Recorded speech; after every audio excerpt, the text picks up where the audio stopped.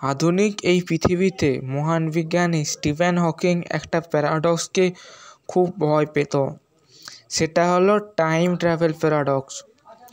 কারণ তিনি ভাবতেন হয়তো ভবিষ্যতের কোনো সভ্যতা থেকে কেউ টাইম ট্রাভেল করে যদি বর্তমানে এসে থাকে, তাহলে হয়তো আমাদের এই বর্তমানকে ধ্বংস করে দিবে বা দিতে পারবে। কিন্তু আপনি কি ভেবেছেন ভবিষ্যতে টেকনোলজি কত অ্যাডভান্স হতে পারে? তাই স্টিফেন হকিং এটা খুব ভয় পেত। স্টিফেন হকিং মনে করতেন টাইম ট্রাভেল সম্ভব, পাস্ট, প্রেজেন্ট বা ফিউচার এই সময়তে টাইম ট্রাভেল করা সম্ভব। কিন্তু যদি কেউ টাইম ট্রাভেল করে বা করতে পারে শুধুমাত্র 1 মিনিটের জন্য, তবে সে পৃথিবী ধ্বংস করে দিতে পারবে। স্টিফেন হকিং ঠিক এমনটাই মনে করেন।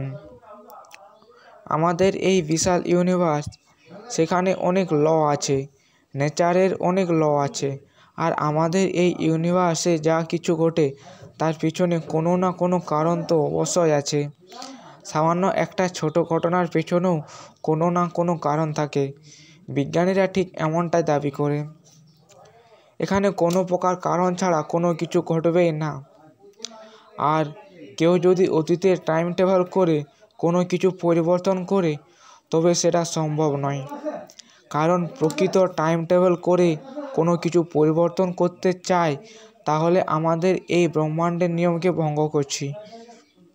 আচ্ছা, আমরা কি আদৌ এই নিয়ম ভাঙতে পারবো? এবার একটা প্যারাডক্স বলি। ধরে নিন আপনি টাইম ট্রাভেল করে আপনার গ্র্যান্ডফাদারের সময়ে চলে গেলেন। এরপর যদি আপনি আপনার গ্র্যান্ডফাদারকে হত্যা করেন, তবে আপনার পিতার জন্ম হবে না, আর আপনার পিতার জন্ম না হলে আপনার জন্ম হবে না। এবার প্রশ্ন, সে কে ছিল যে আপনার গ্র্যান্ডফাদারকে হত্যা করলো? এটা হলো একটা প্যারাডক্স। একবার স্টিফেন হকিংয়ের মাথায় একটা প্রশ্ন এসেছিল, আর সেই প্রশ্নের উত্তর খুঁজতে গিয়ে অনেক এক্সপেরিমেন্ট করে। প্রশ্নটা ছিল, সময়ের পেছনে গিয়ে কোনো কিছু নাই পরিবর্তন করা যায়, তাহলে পাস্টে টাইম ট্রাভেল করা সত্য?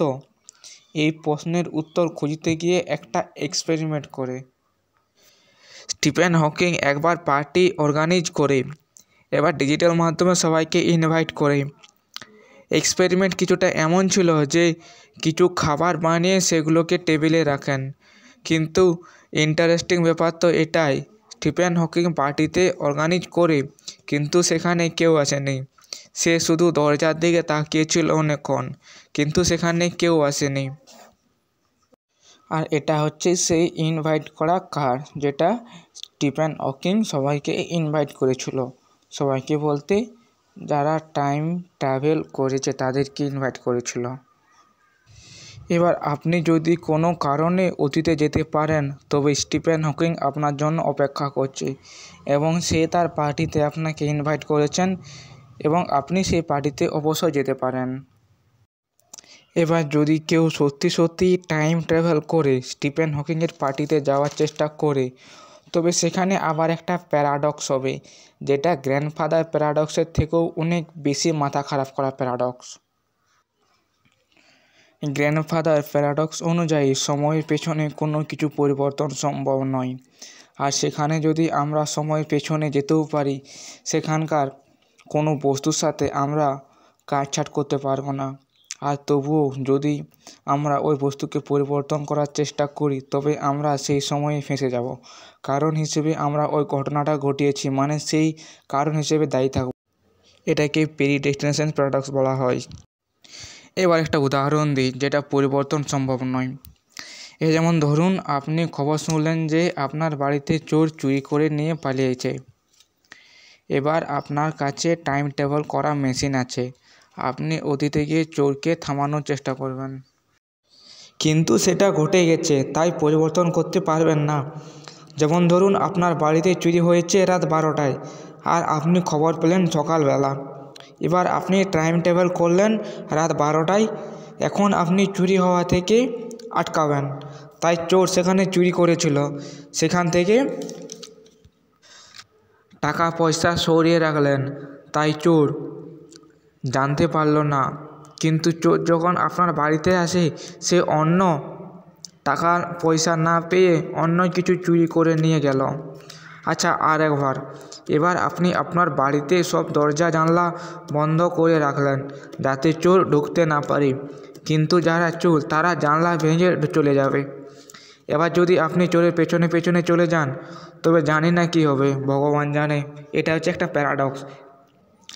আসলে টাইম ট্রাভেল শুনতে যতটা সহজ মনে হয়, বাস্তবে ঠিক ততটাই কঠিন জিনিস।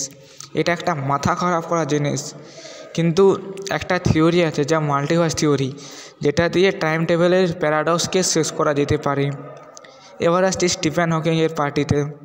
সেই পার্টিতে কেউ আসেনি, এখানে অনেক কারণ থাকতে পারে। প্রথম কারণ, হয়তো টাইম ট্রাভেল বাস্তবেই সম্ভব নয়। দ্বিতীয় কারণ, ভবিষ্যতে যদি কেউ অ্যাডভান্স টেকনোলজি দিয়ে টাইম মেশিন আবিষ্কার করে, তার আগেই হয়তো স্টিফেন হকিংয়ের সেই ইনভাইট কার্ডটা ধ্বংস হয়ে যেতে পারে, যার জন্য হয়তো কেউ ইনভাইট পায়নি বা জানতেই পায়নি। আর এটাও হতে পারে ভবিষ্যতে কেউ হয়তো জানতেই পারবে না স্টিফেন হকিং তাদেরকে ইনভাইট করেছিল, তাই হয়তো কেউ সেই পার্টিতে যায়নি। আর এটাও হতে পারে মানব সভ্যতা শেষ হয়ে যাবে বা পৃথিবী ধ্বংস হয়ে যেতে পারে, যেমনটা ডাইনোসরদের সভ্যতা শেষ হয়েছিল। তার জন্য হয়তো ভবিষ্যতে কোনো মানুষ টাইম মেশিন আবিষ্কার করার সুযোগ পাবে না, তার জন্য হয়তো স্টিফেন হকিংয়ের পার্টিতে কেউ যায়নি।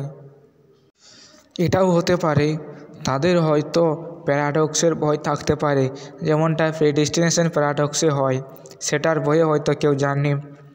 এরপর এটাও হতে পারে হয়তো স্টিফেন হকিংয়ের পার্টিতে সব টাইম ট্রাভেলারগুলো এসেছিলো, কিন্তু আলাদা কোনো মাল্টিভার্সে, আলাদা কোনো দুনিয়াতে, তাই এই দুনিয়াতে কাউকে দেখতে পাওয়া গেল না। এবার এই স্টিফেন হকিং এই এক্সপেরিমেন্ট থেকে যেটা মনে করি, হয়তো এখনও টাইম মেশিন আবিষ্কার হয়নি, তাহলে পার্টিতে কেউ না কেউ ঠিক চলে আসতো। এবার আপনার মনে কি মনে হয়, মানে আপনার মনে এখন কি প্রশ্ন আসছে, অবশ্যই কমেন্ট করে জানাবেন। এবং আপনি যদি কোনো দিন টাইম ট্রাভেল করেন তবে কিন্তু অবশ্যই স্টিফেন হকিংয়ের পার্টিতে যাবেন, কারণ আপনাকে ইনভাইট অলরেডি করা আছে। এবার আপনার যেটা মনে হয় অবশ্যই কমেন্ট করে জানাবেন।